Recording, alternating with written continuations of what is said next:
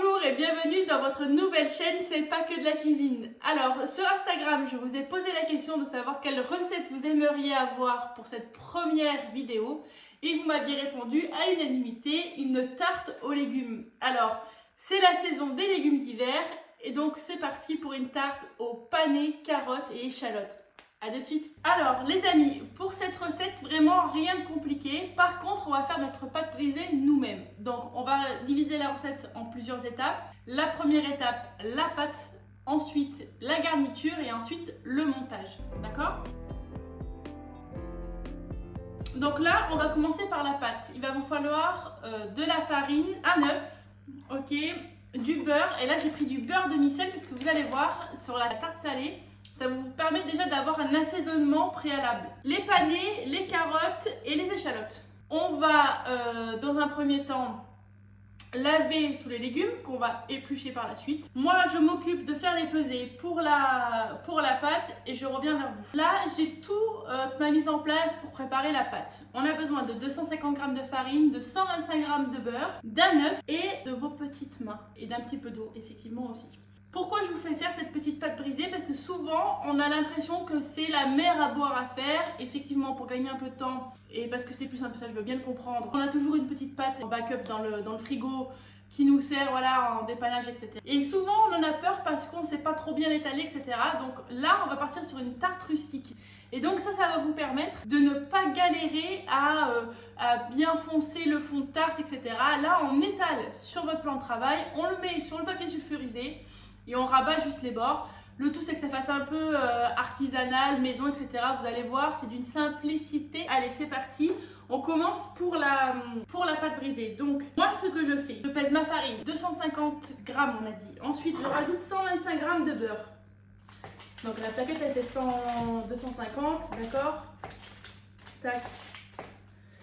Faites en sorte de sortir un peu votre beurre avant. Qui soit un petit peu, on appelle ça pommade, c'est-à-dire un petit peu mou. Ensuite, votre œuf, vous préparez, vous cassez. Moi, je prends que le jaune. Il y en a qui mettent l'œuf entier. Moi, je pour habitude de ne prendre que le jaune, d'accord? Donc, ça, et là, généralement, voilà, entre 5 et 10, d'accord? On remue, voilà. Là, vous reprenez votre farine avec votre beurre et vous commencez à sabler un peu la pâte, d'accord? Donc là, on mélange le beurre avec la farine. Normalement, dans la pâte brisée, on rajoute un peu de sel. Mais là, comme le beurre, c'est déjà du beurre salé, n'allez pas rajouter du sel dans la pâte, ça va faire beaucoup, d'accord?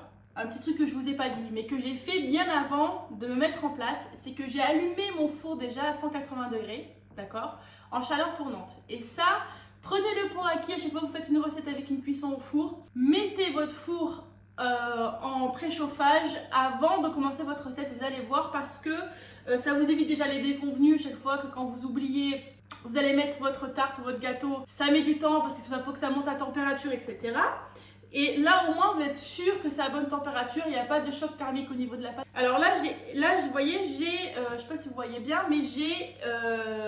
on appelle ça sabler ma farine avec mon beurre, d'accord? Pas trop non plus, il ne faut pas trop la travailler. Et je viens y ajouter mon jaune d'œuf avec mon eau. On mélange bien et hop, dedans. C'est là que vous allez vous apercevoir quand vous allez faire votre pâte, à ce moment-là. Vous allez voir si vous avez eu assez d'eau ou pas de mélanger avec l'œuf, d'accord? Alors, moi je trouve cette partie toujours un petit peu aléatoire parce que tout simplement...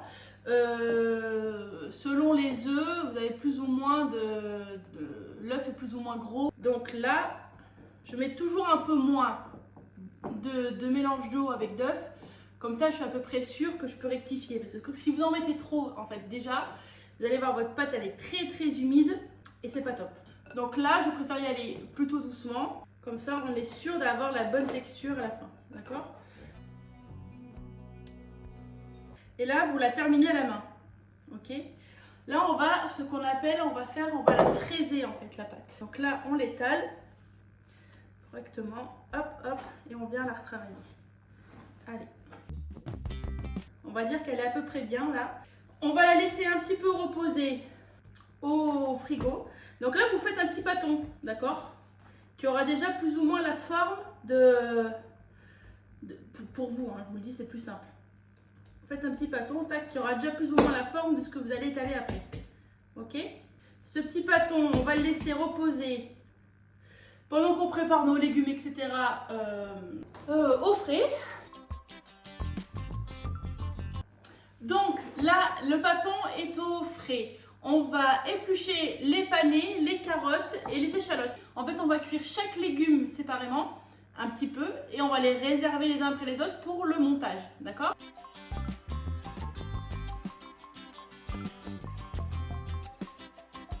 Là, on va émincer les échalotes. Alors, qu'est-ce que je fais là? Je mets un petit filet d'huile d'olive, d'accord? Une noix de beurre salé. On va laisser ça. Alors, pourquoi on mélange beurre et huile d'olive? Parce que, enfin, de l'huile souvent, c'est pour éviter que le beurre crame, devienne noir en fait. Voilà, d'accord? Brûle. Le beurre et l'huile, ils ont fondu. Alors, je sais pas si vous voyez bien. Le beurre et l'huile, ils ont fondu. On veut pas trop de coloration, d'accord? Donc, on jette les échalotes là, à ce moment-là. On veut pas trop que le beurre soit coloré. C'est pas ça qu'on recherche. Nous, on veut juste les faire fondre. Voilà, qu'elles rendent un peu leur eau, en fait. Et qu'elles fondent tout doucement. Abonnez-vous à la chaîne en attendant. Laissez un petit pouce si cette recette, elle vous plaît. Et un petit commentaire si vous voulez avoir des petites astuces, si vous ne comprenez pas quelques petits détails de la recette. Et si même vous voulez, si vous avez fait la recette et que vous voulez me la montrer, allez sur mes réseaux, identifiez-moi, Chef Caroline Girol, pour Instagram et TikTok. Pensez toujours à assaisonner en fait toutes vos préparations parce que c'est ça qui va jouer sur le goût final, d'accord? Je ne sais pas si vous voyez bien, mes échalotes, elles sont top là, comme ça. C'est comme ça que je les voulais parce que de toute façon, elles vont continuer à cuire au four quand on va les mettre tout à l'heure. Dans la poêle dans laquelle on a cuit les échalotes, on remet un peu d'huile d'olive, d'accord? Feu moyen, hein, les amis, ne vous enflammez pas parce que l'idée c'est pas de cramer les légumes. On remet, j'ai failli passer l'œuf à la trappe. On remet un peu de beurre, un peu d'huile d'olive. Et là, on va commencer par les carottes, d'accord? On va les mettre sur les deux faces. On va faire quelques minutes de cuisson sur chaque face, d'accord? On les débarrasse comme pour les échalotes. Alors, du coup, là, nos carottes, ça fait à peu près 3-4 minutes qu'elles cuisent, ok, de chaque côté. L'astuce, c'est vous prenez votre couteau, vous le mettez dedans. Il doit rester un tout petit peu de résistance, d'accord? Elles doivent être un peu croquantes encore parce qu'il y a encore cette cuisson au four qui va les terminer. Et là, ce qu'on va faire, les amis, on va mettre vraiment l'équivalent, même pas d'un petit bouchon, même pas d'un bouchon, hein. Même pas d'un bouchon de balsamique, d'accord? Allez, et on met sur les carottes, d'accord? On les débarrasse, ces carottes. Elles sont magnifiques. Vous savez ce qu'on fait? On nettoie pas la poêle, on remet un filet d'huile d'olive, bouchon de balsa, on déglace.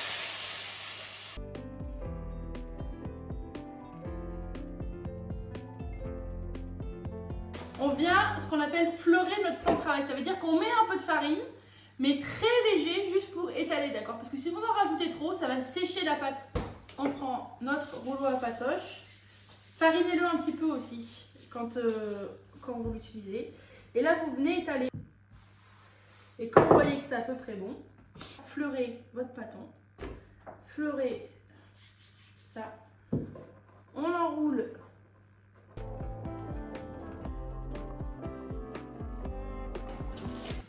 Un bout de papier sulfu. Et là, vous venez hop, remettre votre pâton sur le papier sulfu.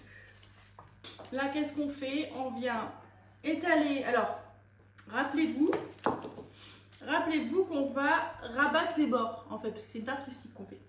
Donc, ce qu'on va faire là, c'est qu'on va laisser à peu près 2-3 cm. On vient étaler les échalotes sur la base, en fait, Vous avez vu, elles sont pas colorées, elles sont vraiment transparentes, translucides et c'est ce qu'on veut. Et ensuite, on fait un montage. Pour que ce soit joli et harmonieux, on va faire une carotte, un pané, on va les mettre en quinconce à chaque fois, d'accord? Là, qu'est-ce qu'on fait? On rabat les bordures, ok? On vient rabattre les bordures.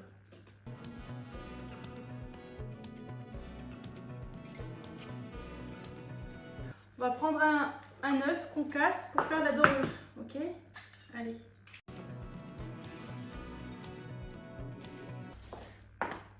Vous voyez là? C'est un peu le bordel, hein? Voilà. Allez, on enfourne à 180 degrés pendant environ 30 minutes. Et c'est parti. On donne un coup sur le plan de travail pendant la cuisson et je reviens vers vous. Alors les amis, on a sorti notre tarte. On en est là. On va la passer sur le plat à tarte. Petite astuce pour faire briller votre tarte. Vous avez le choix.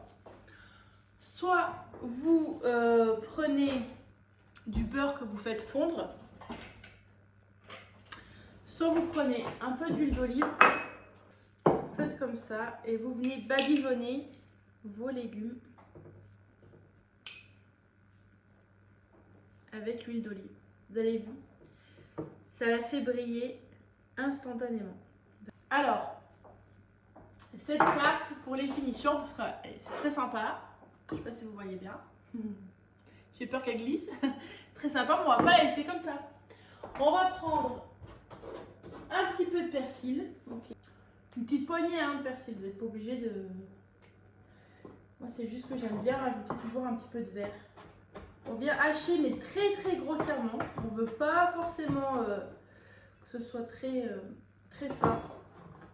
On vient parsemer les petites carottes.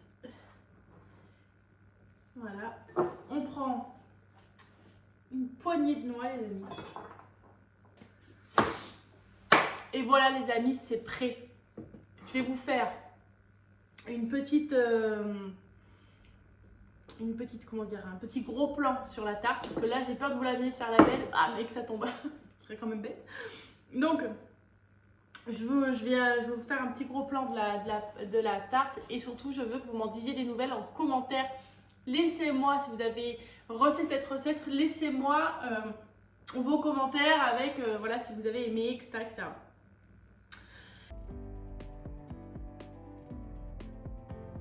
Les amis, c'était la première recette de cette chaîne YouTube. Je suis trop contente, j'espère que ça vous a plu. N'hésitez pas à me donner des conseils, etc. sur ce que vous aimeriez voir. Moi, en tout cas, j'ai pris grave du plaisir à faire cette vidéo avec vous, enfin pour vous. N'oubliez pas de vous abonner à la chaîne, de laisser un petit pouce bleu et d'activer la cloche de notification pour ne rater aucune de mes vidéos. Les amis, je vous embrasse et je vous dis à très bientôt et surtout bon appétit. Ciao, ciao!